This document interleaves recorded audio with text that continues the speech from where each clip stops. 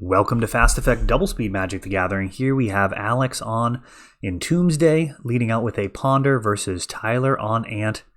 And this could be a very challenging matchup for the Tendrils-based deck, facing a deck that has similar speed but also has Force of Will, a card that, half the time you feel pretty good when you're playing a Ritual deck.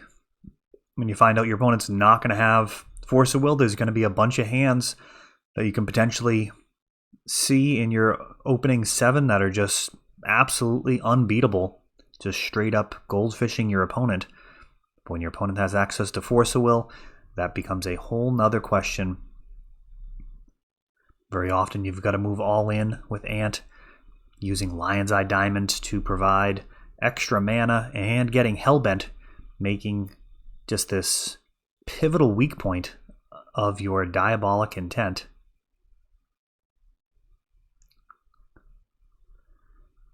Preordain as Alex continues to dig, and he's going to be looking for either some type of permission to stop Tyler or, of course, a way to be winning the game with his combo.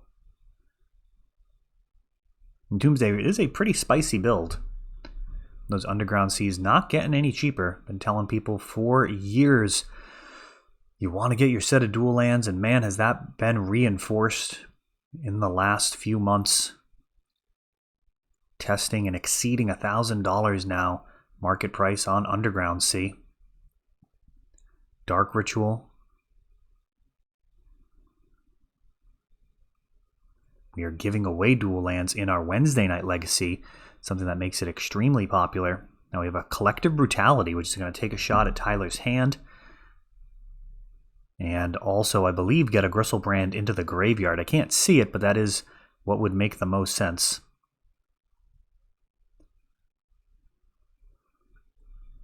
And a Tropical Island. I've seen some Ant builds running main deck Veil of Summer, and yes, that is what we see here. So protection from black for the rest of the turn, essentially. He's going to have Hexproof from black, so Tendrils of Agony not going to be part of Alex's plan here this turn, but he can get a Gristlebrand out potentially.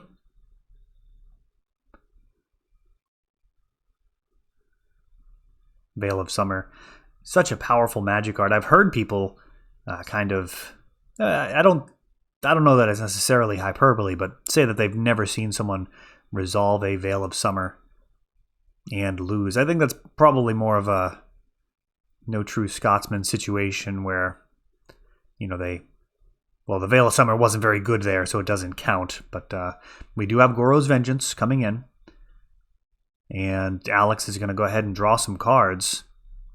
But these will not be able to be cashed in to shred Tyler's hand. That's often how this will play out, is you'll be able to use a bunch of mana to go after your opponent's hand, and then eventually Tendrils them. But yeah, that Veil of Summer, I'm not sure what we're actually going to see here. We're going to see like a hard cast Gristlebrand or something? Entomb.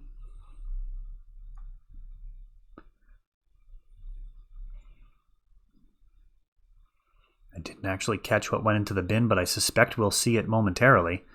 Goro's Vengeance bringing back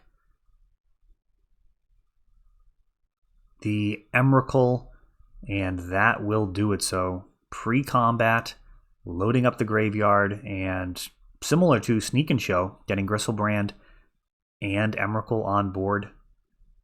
Alex knowing what he needs to do to win from that situation and making it happen. Now, even if he fumbled there, he could have potentially attacked with Gristlebrand to draw additional cards to make the next turn potentially lethal. So it was a bad spot for Tyler, despite having Veil of Summer, which is a pretty scary thing. Veil of Summer does feel like the type of card you're probably not going to die if you're resolving it, at least not immediately, but that was certainly an exception. Underground Sea off of a Misty Rainforest, and Thoughtseize is going to look to stop Alex's hand from being quite as ridiculous. Now he's got Limdul's Vault, along with Brainstorm, Force of Will, and Echoing Truth. That hand could be anything. And that Brainstorm, you probably have to take Force of Will as an Ant player, but that Brainstorm could be anything. even a Force of Will, or another Brainstorm. I mean, it is really difficult to play against that wide selection of cards. In between Brainstorm and Limdul's Vault, Alex's hand can go from a pile of lands to just absolutely lethal potentially now. I mean, if Tyler doesn't do anything here, Alex's end step Limdul's Vault could allow him to Brainstorm into the nuts. Let's see if he takes this line or if he plays it more conservatively.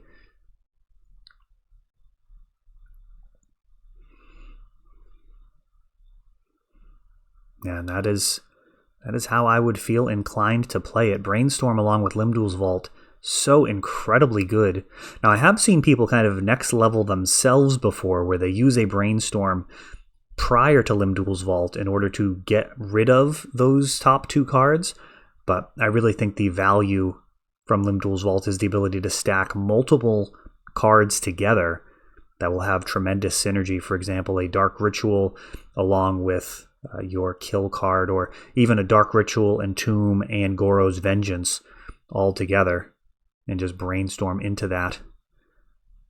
Technically, it's 4 cards because you're going to be able to draw a card for turn and then Brainstorm. So you're going to see a lot of quality off of your Limdul's Vault. Alex Brainstorming. And I would suspect that Tyler will have to have some type of interaction or just die here, as it's really the only likely possibility with Alex stopping with Limdul's Vault. You just generally will not stop until you find an ideal or passable 5. Some passable in this context is going to be good enough to just kill your opponent. Anything short of that is simply not good enough. And here's a Doomsday. We'll see if he has to pass the turn or if this will be a same turn kill.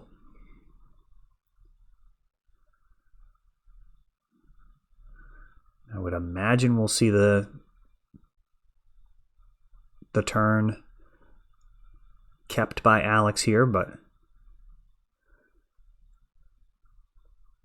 he may be thinking something that plays around Graveyard Hate, though Surgical Extraction still potentially an issue when you're playing against Doomsday. The shuffle can at times really screw them up.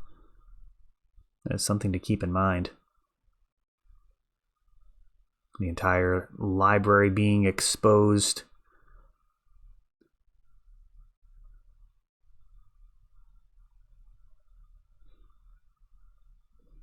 Another thing that can be devastating versus Doomsday, at least it was in Vintage, probably not nearly as much in Legacy, but Land Destruction, very, very solid versus Doomsday in Vintage, in particular because of how strong Time Walk could be. Like, you could Wasteland somebody, Time Walk, Strip Mine them, and then they're actually just dead. Like, it's just really difficult to calculate those type of possibilities when you're just going for it in Vintage. And Tyler does actually get a turn. We've got Dark Ritual and Cabal Ritual, 4 black. And are we just going to see an Ad Nauseam here?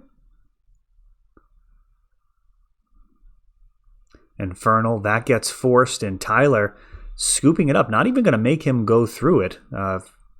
Alex, a good sport here, going to actually show us the final pile. Looks like a Thassa's Oracle, along with a Lion's Eye Diamond to enable the casting of said Oracle, as Entombsday takes one down in the Battle of the Combo Decks.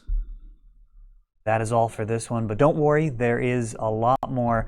You can check out our older videos, and we're always putting out new videos from ELD's Time Vault Games in Bellingham, Massachusetts. If you want to help the channel, of course, you can like, subscribe, share, tap that notification bell so you can know the next time our new videos come out.